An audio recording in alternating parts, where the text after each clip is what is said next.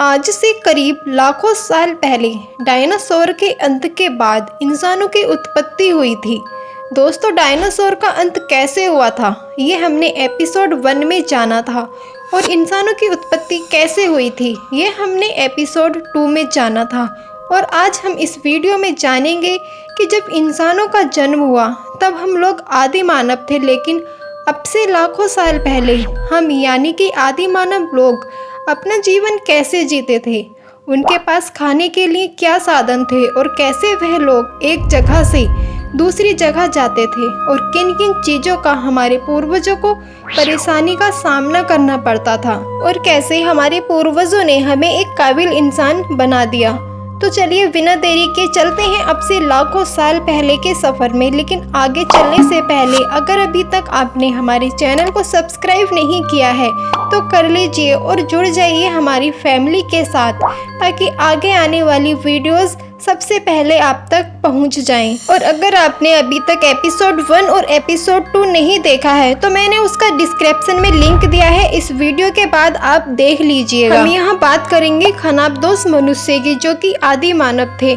मैं आपको बता दूं कि खानाबदोश मनुष्य उन लोगों को कहा जाता था जो शिकार करते थे और जिनका जीवन पौधों पर व फलों पर निर्भर था। स्थायी जीवन में परिवर्तित होने में लाखों साल लग गए। खाद्य संग्राहक से खाद्य उत्पादक तक की अवस्था तक पहुंचने में आदमी को करीब 3 लाख साल लगे, परंतु एक बार यह सीखने के बाद मनुष्य ने बड़ी तेजी से उन्नति की।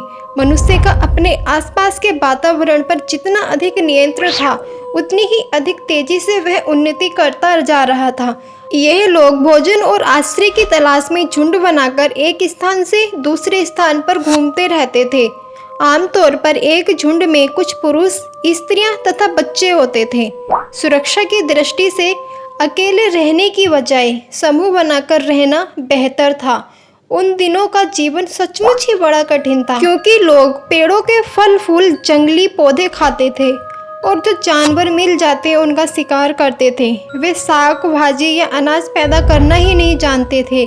इसीलिए जब वे एक स्थान पर मिलने वाली सभी वस्तुओं को खाकर खत्म कर देते थे तो उन्हें भोजन की तलाश में अन्य किसी स्थान पर जाना पड़ता था। इसी प्रकार जब वे एक स्थान पर पाए जाने वाली अधिकांश पशुओं को शिकार कर लेते थे तो शिकार की खोज में उन्हें दूसरे स्थान पर जाना पड़ता था। यदि कहीं गुफाएं होती थीं तो मनुष्य उन्हीं में रहने लगते थे, अन्यथा वे बड़े पेड़ों की पत्तों वाली शाखाओं के बीच अपने लिए शरण स्थान बना लेते थे। उन्हें 2 चीज़ों का भय रहता था, मौसम और जंगली जानवरों का। आदि मानव नहीं जानता था कि बादल क्यों गरजते हैं, क्या बिजली क्यों चमकती है, और जब किसी चीज़ के कारण समझ में नहीं आते तो आदमी उससे भयभीत रहता है। बाघ, शेर, चीता, हाथी और गैंडे जैसे खूंखार जानवर जंगलों में घूमते रहते थे, और उन दिनों भारत में बहुत ही ज़्यादा जंगल होते थे। इन जानवरों की तुलना में मनुष्य कमज़ोर थे, इसीलिए उन्हें या तो गुफाओं और पेड़ों में छिपकर अपनी रक्षा करनी पड़ती थी, या फिर अपने अनगढ़ हथियारों से उन्हें मार डालना पड़ता था। परंतु इन जानवरों से रक्षा का सर्वोत्तम उपाय था आग। रात के समय जब सभी प्राणी गुफा में जमा हो जाते थे तो गुफा के मुंह पर आग जलाई जाती थी। आग के डर से जानवर गुफा के भीतर नहीं आते थे। शीतकाल में और तूफानी रातों में आग ही उन्हें आराम तथा सुरक्षा प्रदान करती थी। आग की खोज संयोग से हुई थी। चकमक पत्थर के 2 टुकड़ों को आपस में टकराने से एक चिंगारी उठी, और जब वह सूखी पत्तियों और टहनियों पर गिरी तो उनमें से आग निकली। आग एक अजूबा थी, परंतु आगे जाकर इसका अनेक कामों में इस्तेमाल किया गया और इससे रहन सहन में बड़ा सुधार हुआ। इस प्रकार आग की खोज को हम एक महान खोज कह सकते हैं जो हमारे पूर्वजों ने ही की थी। चकमक पत्थर का आग पैदा करने के अलावा अन्य कई कामों में इस्तेमाल होता था। चकमक पत्थर कठोर है, परंतु इसके चिप्पड़ आसानी से निकलते हैं, इसीलिए इसे तरह तरह के आकार दिए जा सकते हैं। चकमक पत्थर तथा कुछ अन्य किस्मों के पत्थरों का औजार और हथियार बनाने में इस्तेमाल हुआ। इस तरह की कुछ चीज़ें उपमहाद्वीप के विविध भागों की नदियों से मिली। कुछ स्थानों में जैसे कश्मीर की घाटी में जानवरों की हड्डियों से भी औजार और हथियार बनाए जाते थे। पत्थर के बड़े टुकड़ों से जो आदमी की मुट्ठी में आ सकते हैं हथौड़े, कुल्हाड़ियाँ और वसूली बनाए जाते थे। आरंभ में बिना मूठ की कुल्हाड़ियों से ही पेड़ आदि की टहनियाँ काटी जाती थीं। बाद में उसे डंडे से बांध दिया गया तो उसकी शक्ति बढ़ गई और उसका बेहतर उपयोग होने लगा। औजारों के उपयोग से आदमी को बड़ा लाभ हुआ। इनसे वह पेड़ों की टहनियाँ काटना, जानवर मारना, जमीन खोदने और लकड़ी तथा पत्थर को शक्ल देने में समर्थ हुआ। पत्थर के छोटे छोटे टुकड़े जो प्राय बड़े टुकड़ों के छीलन व कतरन होते थे, इतनी सावधानी से बनाए जाते थे कि उनमें पतली धार आ जाती थी और तब बारीक काम के लिए उनका चाकू या खुरचनी के रूप में उपयोग होता था, अथवा उन्हें नोकदार बनाकर तीर या भाले के साथ बांध दिया जाता था। पानी की सुविधा के लिए खाद्य संग्राहक प्राय नदी या झरने के किनारों पर रहते थे। कपड़ों के बारे में कोई अधिक कठिनाई नहीं थी। गर्मी के मौसम में बिना कपड़ों के चल जाता था। बरसात या ठंडक के दिनों में मरे हुए पशुओं की खाल, वृक्षों की छाल अथवा बड़े पत्ते कपड़ों के रूप में काम में लाए जाते थे। बदन पर लपेटे गए 1 या 2 मृग चर्म शरीर को गर्म रखने के लिए पर्याप्त थे। जैसे जैसे अपने आसपास की वस्तुओं का अधिक ज्ञान होता गया, वैसे वैसे अधिक सुविधा का जीवन बिताने की व्यक्ति की लालसा बढ़ती गई। कुछ नई खोजों के साथ आदमी का रहन सहन भी बदल गया था। इनमें सबसे महत्वपूर्ण खोज थी पौधे उगना और अन्न पैदा करना। भूमि में बीज डालने और पानी देने से पौधे उगते हैं, यह कृषि की शुरुआत थी। एक यह महत्वपूर्ण खोज थी क्योंकि उन्हें अब भोजन की तलाश में एक जगह से दूसरी जगह भटकने की जरूरत नहीं रह गई थी। उन्होंने एक स्थान पर टिके रहने वाले किसान का जीवन शुरू कर दिया था। जीवन पद्धति में ये परिवर्तन भारत के विभिन्न भागों में विभिन्न कालों में हुए। लोगों ने एक और महत्वपूर्ण खोज की।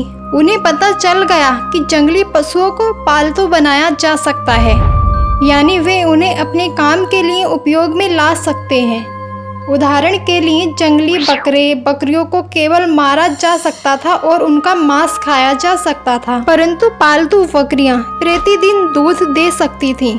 उनसे और बकरियां पैदा की जा सकती थीं और उनमें से कुछ खाई भी जा सकती थीं। इस प्रकार शिकार के लिए बाहर जाने की जरूरत नहीं रह गई थी। कुत्ते को पालना मनुष्य के लिए बड़ा फायदेमंद सिद्ध हुआ। पालतू बनाए गए दूसरे पशु थे भेड़ और ढोर। ढोरों का बड़ा लाभ था क्योंकि उनसे न केवल भोजन मिलता था बल्कि हल जोतने और गाड़ी खींचने में भी उन्हें काम में लाया जा सकता था। जब हमारे पूर्वज एक स्थान पर स्थायी रूप से बस गए और अन्न पैदा करने लग गए थे तो उन्हें सर्वप्रथम पेड़ों तथा झाड़ियों को काटकर या जलाकर जमीन साफ करनी पड़ी। इस काम में पहले के 2 आविष्कार बड़े उपयोगी सिद्ध हुए।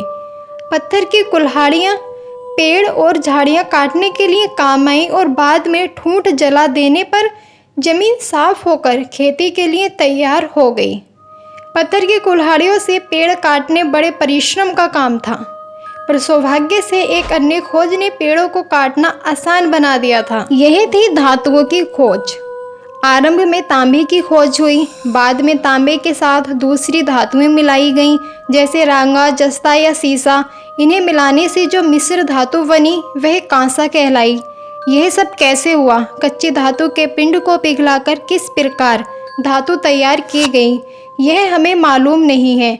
धातु की छुरियां और कुल्हाड़ियां पत्थर के औजारों से अधिक पैनी और बेहतर काम करने वाली सिद्ध हुई। जिस युग में मनुष्य केवल पत्थर के औजारों का इस्तेमाल करता था उसे पाषाण युग अथवा पुरापाषाण युग तथा नवपाषाण युग कहते हैं।